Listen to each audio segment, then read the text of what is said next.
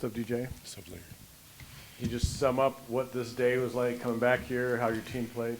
Yeah, so it was a little weird, to be on the opposite side and come in here and have a chance to kind of compete and go against one of my mentors, and obviously a place that's meant a lot to me.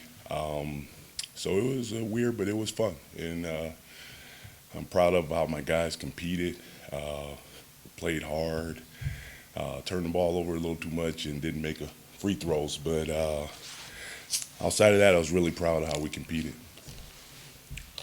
Hey, DJ, again, welcome back.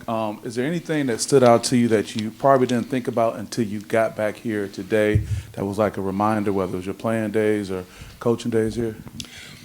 It was a lot of reminders. The hotel that we stayed at was the hotel that we stayed at when I was here as a player, and it was also the hotel that when I came on my official visit is where I stayed. So it kind of started there.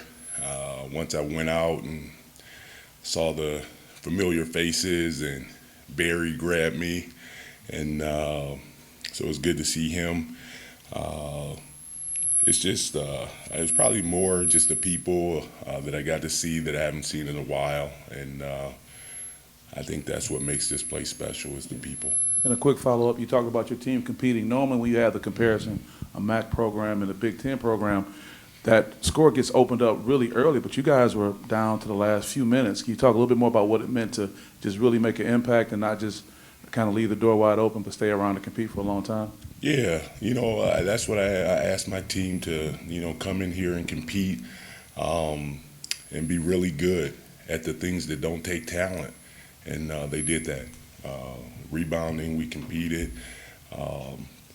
Sprinting back in transition, which is obviously a strength of theirs. Some of those turnovers was how they got a lot of their transition points. So that was the thing that kind of screwed us up the most, was just turning that ball over and not having a chance to defend. When we made them go against our half-court defense, I thought we were pretty damn good. DJ, I'm sure whenever you got here, it was strange walking in. Did you find the right locker room and everything? Yeah, it was funny. It took a left instead of a right, and only time I've ever been in that locker room is when I had to relieve myself during practice or something. So I've been in there before, but never obviously as an opponent. So it was a little different. Your impression of Michigan State, not only from what you saw today, but what you've studied on film and what kind of potential they would have in your mind?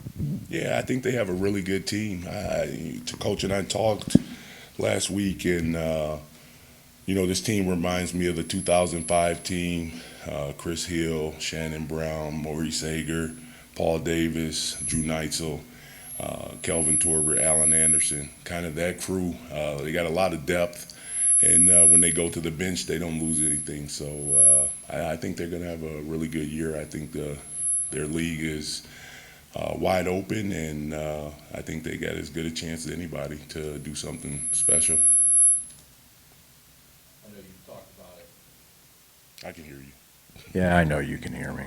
I know you've talked, Tom's talked about this all the time, about facing former players, former assistants. I guess as you're now on the other side of it, when you go to prepare against Michigan State, what are the benefits maybe of having that experience, and what are the, maybe coming out of it now, the things that you can't necessarily teach or coach going into a game like this? Yeah, so obviously I'm familiar with what they run. We run some of their stuff. Our defense is very similar. We both emphasize going to the boards and put a big emphasis on that. So my guys were really prepared. We knew pretty much everything that they were going to do, and vice versa. They were prepared for us. Biggest thing is I think over time they kind of wore us down, late, and we got a little sloppy and didn't finish, and maybe that's why we didn't shoot as well from the line. Just as a quick follow, I'm wondering, Was there any voice in your head of hearing Judd during this game? No, I miss Judd. I didn't hear his voice. I thought I was him when I got that technical. He got quite a few of those during my day. Not sure what I did to get it, but that made me think of him a little bit, I guess. Anything else for Stephens? Thanks, guys.